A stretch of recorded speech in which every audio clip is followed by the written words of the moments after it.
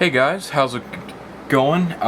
So I've had these in my possession for a little while, but they're very cool, so I wanted to make a video about it.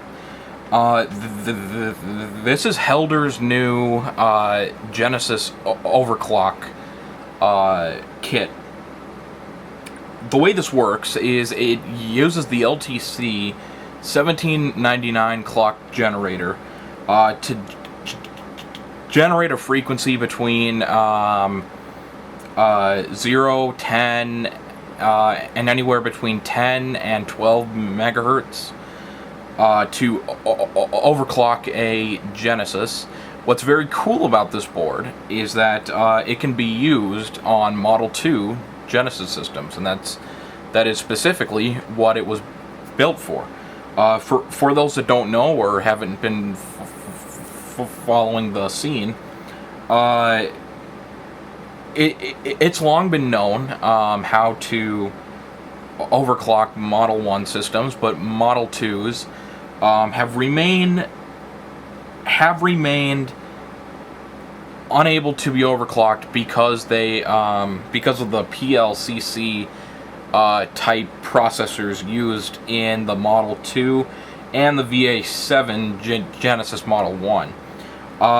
This little board solves that problem for you, and it's incredibly cool how it works. The clock speed is calculated based on resistance, and Helder actually has a couple styles of potentiometers for sale.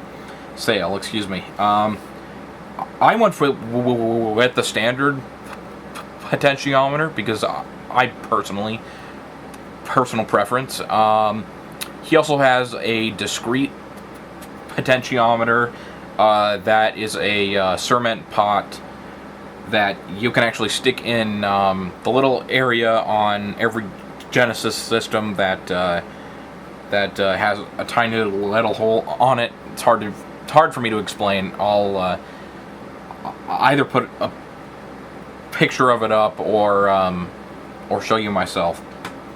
Anyways, you attach this tiny little board to the processor itself, and then that makes it so there's no latency issues with installing it on the board. And then Helder was smart enough to have a separate board where you mount the potentiometer and you use a 5K pot, and you adjust the clock signal based on how much resistance you put on one side of the potentiometer. And if you do it slow enough, you can actually slowly turn up the clock signal on the Genesis without having to halt the CPU, which is pretty cool. It works like the NES in that way, where you don't have to halt the NES CPU in order to overclock it. On the Genesis you do. But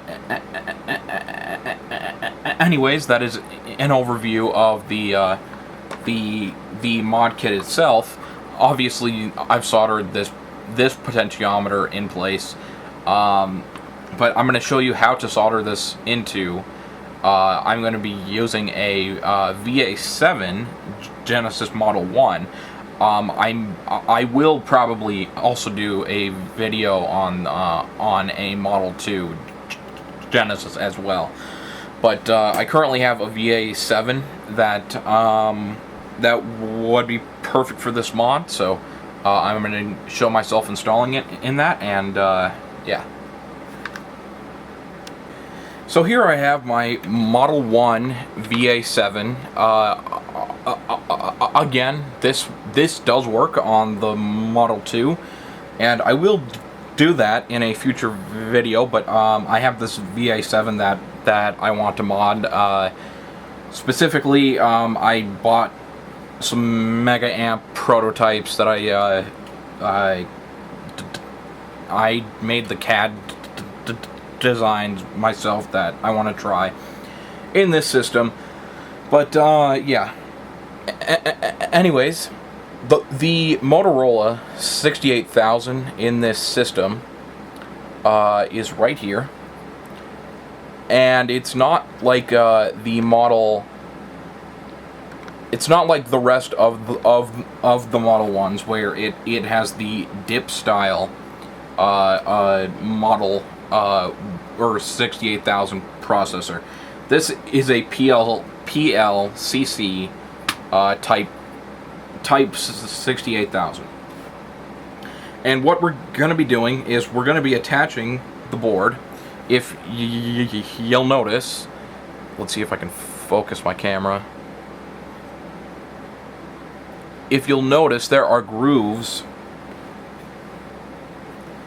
on the top of this board that fit perfectly in line with the grooves of the pins of the processor. And what we're going to be doing is we're going to find pin 14. Should be right there. And then we're going to see if I can show that a bit better. And then we're going to be soldering the board directly to those pins. However, we're going to want to tin those pins first. So, let's see. Alright. Let's count 5 pins down. 1, 2, 3, 4, 5. Heat it up. Add a bit of solder.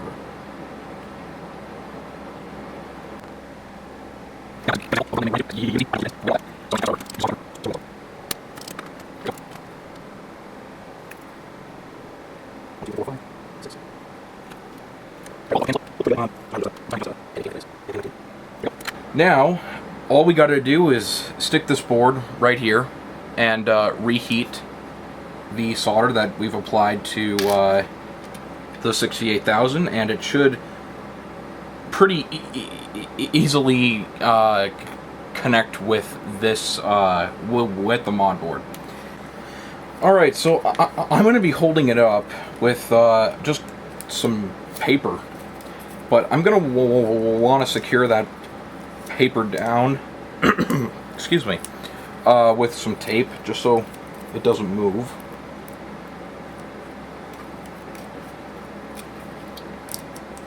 You could also use some foam padding and press down on the padding when soldering the board in place, but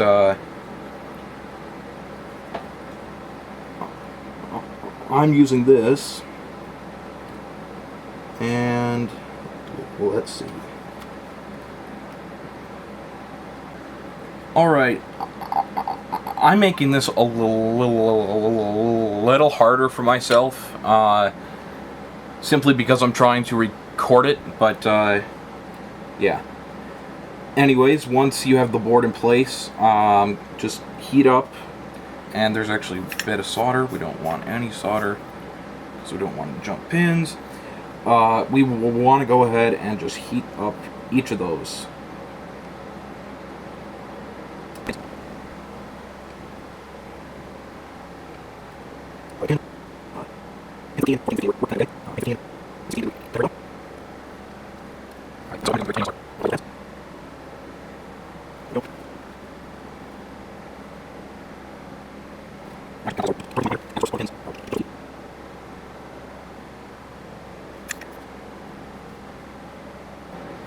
Here we go. It looks pretty good. It stuck there pretty well. And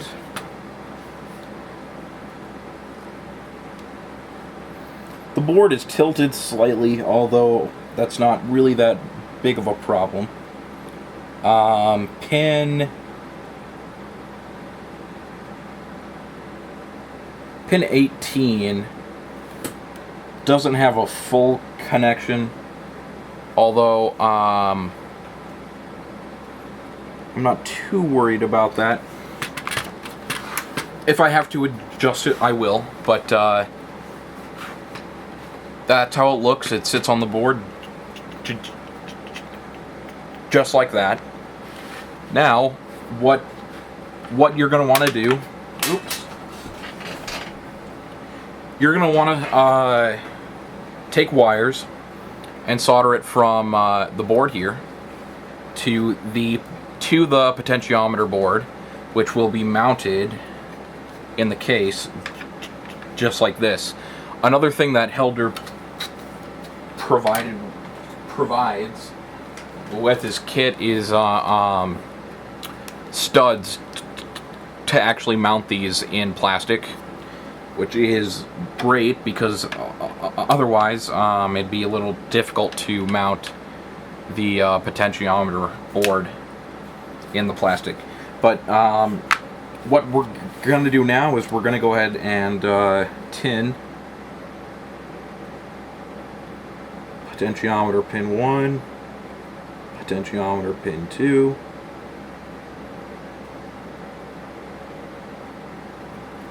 there we go. And then I'm going to be using Kynar wire to connect the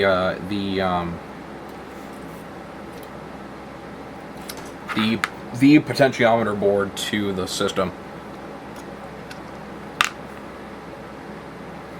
So let me actually cut some strips of wire out and then get back to you. So something I forgot to mention as well is that we do have to cut the clock trace to sever the original clock signal between the CPU and the rest of the board. And let's see, the trace is right here. However, you probably can't see that very well on camera, so I'll try to see if I can get a better shot of it or a better picture or something. Alright, so I went ahead and tinned the pads for the wire on the end of the potentiometer board as well, using our very thin Kynar wire. By the way, if I'm pronouncing that wrong, feel free to let me know. I'm going to be using some of my SMD tweezers to actually strip the end of the wire. Then we can go ahead and mount it, or excuse me, solder it to the pad.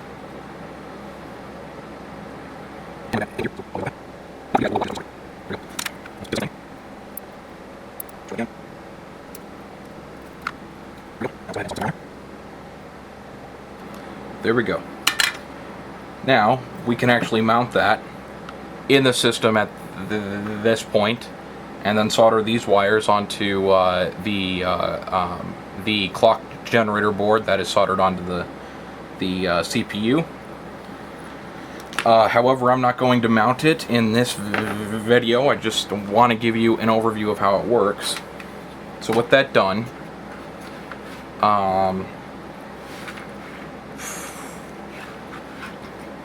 there it is. Let's move it a bit on camera. There we go. Now I'm just going to take each end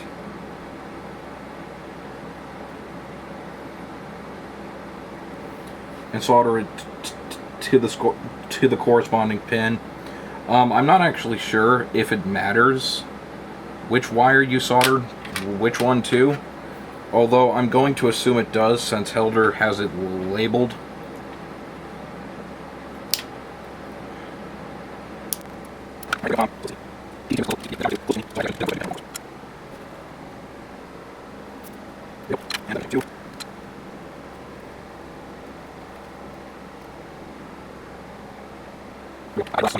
But anyways, here's how it looks if I zoom out. This would be mounted, let's say, right here in the system. And of course, I would secure these wires down with something. But now we can actually turn it on and go ahead and see how it works.